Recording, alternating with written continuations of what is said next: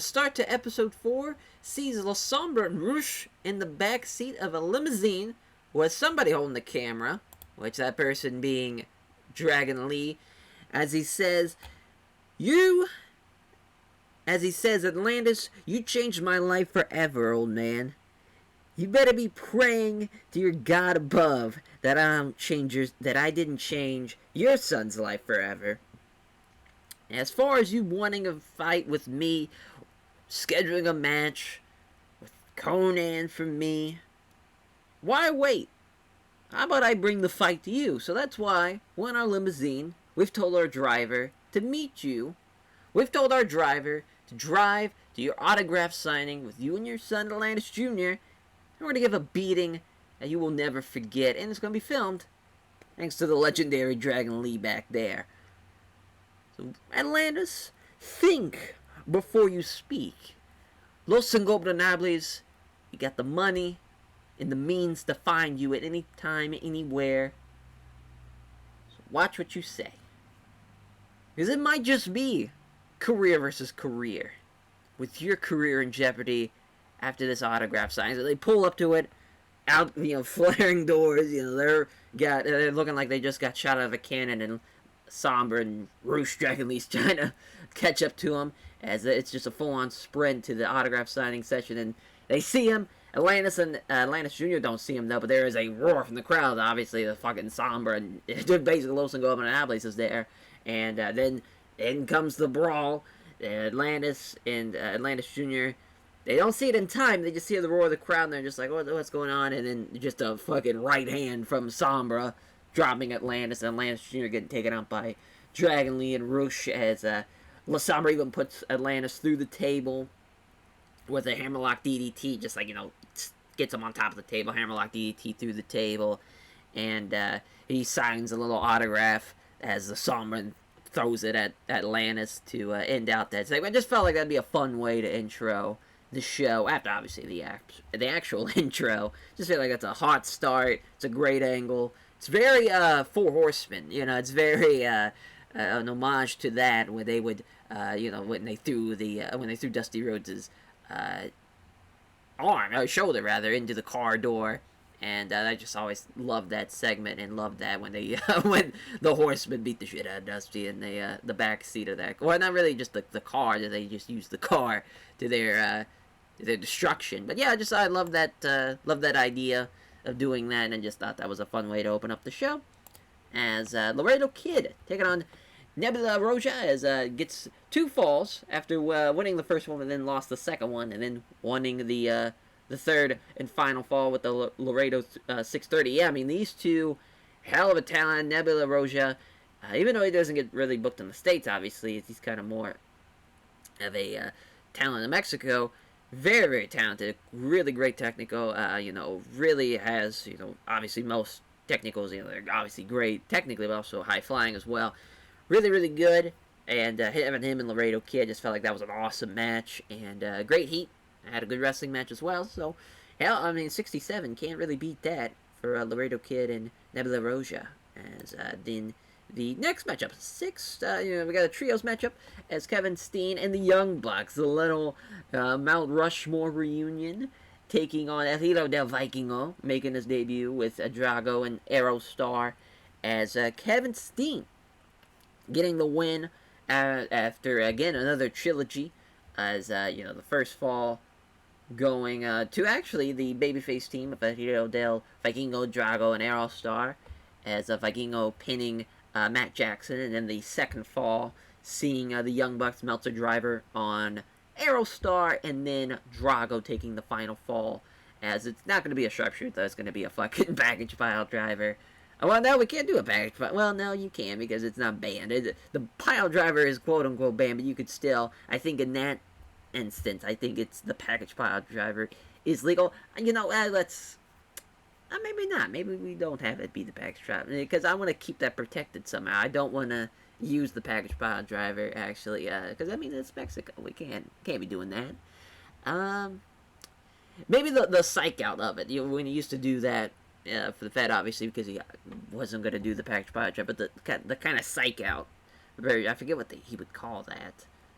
nonetheless, so that's what the finish is on Drago.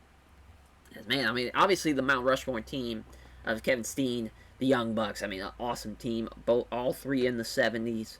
Halo Del Vikingo, though, with a 72. That's awesome to see. Very happy he did well. And then Aerostar and Drago with a 53. Just could not obviously perform at the level of the rest of them. That's why he's taking the fall there. Good little match, though, in Arena Mexico, though. I mean, they would kill it. That's a fun 6-man. For sure. Then, of course, post-match sees Kevin Steen taking another mask to the collection, ripping off the mask of Drago as they throw the fucking towels over Drago's face. Aerostar and Elio Del Vikingo getting him out of the ring and protecting him and protecting his face. As yeah, I mean the super kick party, it's live, it's going well. Kevin Steen doing, he's the mask collector, still at going strong after taking Dragon Banes on the first episode. Now adds another one with Drago, and he just seems to be on a war path right now so far. Just in the first 4 episodes of Magnífico Lucha Libre. As the next match, tag match. So yeah, we get to see this Cain Velasquez Blue Demon Jr. versus the Los Wagners tag match. And they get the win, the babyface team, Cain Velasquez and Blue Demon Jr. By 2 falls after losing the first one. I do like that as well, having the babyfaces come back from behind. I think Dr. Wagner Jr. again, pinning Blue Demon Jr. Second fall, Blue Demon Jr. over Dr. Wagner Jr. to get that fall back. And then Cain Velasquez in the third and final pinning El Hero del Viking, Dr. Wagner Jr. rather, about said Dr. El Hero del Vikingo, but my God, I'm just getting all types of tongue-tied here. But yeah, I mean, Cain Velasquez with a 54 is a little bit disheartening. So hoping he can do a little bit better, but I guess that is very accurate, though. I mean, if I had to guess his performance rating, about a 55 would probably been by, I guess, 55, 60, if I was to give him a rating for his Lucha Libre performance. But man, Dr. Wagner Jr. and Blue Demon Jr. doing a good little co-main event. I like this a lot. I was going to have this be a main event of an episode down the line. I was like, well, we kind of don't want to wait too long on that. Let's just do it now. And I think that'd be a lot of fun to do. And yeah, it seems like it worked out really, really well. As afterwards, we have Conan coming out to Arena Mexico and showcasing what is the Grand Tournament to crown our first champion, the Magnifico Lucha Libre Grand Champion. It is looking like this, the tournament bracket, which is going to start the next 2 episodes, episode 5 and episode 6, are going to be all of the first round action. As we'll just go through, moving a little bit so I can see, as La Sombra taking on Atlantis. Dr. Wagner Jr. is going to take on Cain Velasquez.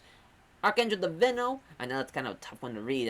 His name is a little bit longer than it's I would say despairingly long. You would not think that it's that long when you think about it, but throwing it in this little bracket, a little bit tougher to realize. Taking on Pentagon Jr., Phoenix is going to take on Mil Muertes. That's on the first side of the bracket. The other side of the bracket looks like this: Rey Mysterio Jr. and Kevin Steen. What a fun match that is. King Cuerno and Black Taurus, another fun matchup. Bandito and Laredo Kid, that is really, really fun. And then Daga versus Caristico. I kind of wish I would have moved Caristico's name a little bit to the left because it's a little bit off-center, but that's okay. As, man, obviously, Sombra Atlantis, they have their history. Wagner Jr., Cain Velasquez, they now have their history. Phoenix and Mil Muertes have their Lucha Underground history, so that's kind of fun to play into. Rey Mysterio Jr. and Kevin Steen being the belt collector now, or not the belt collector, rather the mask collector. As far as the Luchador Killer, he's got the biggest fucking Luchador there is right now. And Rey Mysterio Jr., probably the most high prolific mask out there. That would be quite the trophy for Kevin Steen. And King Cuerno, Black Taurus, I mean, 2 really, really talented dudes. And that's, I mean, talk about a second round matchup looking in the future. Rather it's Rey Mysterio Jr. and King Cuerno or Black Taurus. Same thing with Kevin Steen. If it's Kevin Steen and King Cuerno or Kevin Steen and Black Taurus, that's a really fun second round matchup. Then Bandito and Laredo Kid, I mean, again, I cannot talk about that match enough. So much fun. And Daga and Caristico, that's, I mean, some 2 very, very high level technicos going at it in the first round. Yeah, I mean, you can kind of see your predictions and kind of seeing how that tournament's going to play out, but man, some big, big names in this grand tournament. I mean, we're really going to see the best in that tournament. Should be very, very exciting. I got a 72. As the co-main event, I mean, Volador Jr. A man whose name probably should have been on that list, beating Mystico after losing two falls to one after winning the first one. Yeah, it was back and forth again as he pins Mystico out on the third fall with the La Casabrada as Le Quabrada rather as Le Quabrada as Volador Jr. getting the big time win. It's an 82 in the co-main event. Afterwards, cuts a bit of a shoot promo on Konnan, saying you've made the biggest mistake in your life, Konnan. You didn't put me in that tournament, the grand tournament. That's fine by me. You can play at that. You can play hardball with me, Konnan, because whoever wins that tournament, that grand tournament, just know I'm gonna be looking for you. You're gonna have hell to pay, thanks to Konnan. So you got Volador Jr. little promo, hyping him up because didn't put him in the tournament. Wanted to protect him, but also wanted to keep him strong so when the tournament's not going on, he still remembered very well. So that's what we went for, and it's actually a really good promo, 74. Good job for Volador Jr. killing it in the co-main event. As the main event, Mil Muertes, Rey Mysterio Jr., and it's a banger, of course, in 82, as Rey Mysterio Jr. getting the win in 18 minutes. A bit of a long match, but that was like probably the longest match we've had so far, and I really felt like this is the match to do it in. As, again, I actually would have had Mil Muertes win the first fall, then having Rey go back-to-back to see if he can do it. You know, I really love that story as far as for Technicos to come back down 0-1, you know, and to go back and win 2 straight to beat somebody. As the final fall, obviously, with the 619 into the West Coast pop. Both guys had 73s, 82 as far as the segment rating. We get really blessed with that. I mean, I think just a perfect feud to really kick off Magnifico Lucha Libre was the Promociones Dorado and Rey Mysterio Jr. and the Mysterio Dynasty really as a whole, but really just Rey Mysterio Jr. Mil Muertes, just a perfect story. It writes itself. The fucking monster, the man of 1,000 deaths in Mil Muertes. And Rey Mysterio Jr., obviously a legendary babyface, underdog babyface character, you know, probably, you know, one of the greatest of all time. Not probably, I mean, really is as far as what he can do and just his style revolutionized the business. But, man, we really just revolutionized the business for size, you know, really more than anything. But the style, too, is really incredible. And, man, what a fun little matchup. Fun main event, fun show. I would say that's probably the best show we've done. Yeah, almost hits an 80. We could have gained back, but we can't because of the restricted again. We might have to upgrade our. It makes no sense to do it now, so we'll have to wait until the end of the season to upgrade our. I guess our performance, because right now we don't have like our own gimmick as far as our own broadcasting site. It's TUDN, I believe it is. I forget.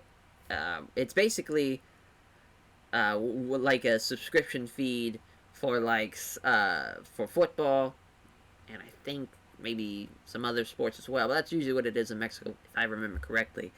But to have that be on, you know, having Magnifico Lucha Libre, something at this caliber, it's a little bit under the radar. But I didn't know how well we would do on the first, you know, tapings, and so far we've really killed it. I think we're gonna go for bigger and better things for the second season as far as broadcasting wise, because right now we've hit the sweet spot. As that will do it for this episode. Episode 4 is in the books, and we'll catch you guys for the start of the grand tournament. Take care, everyone.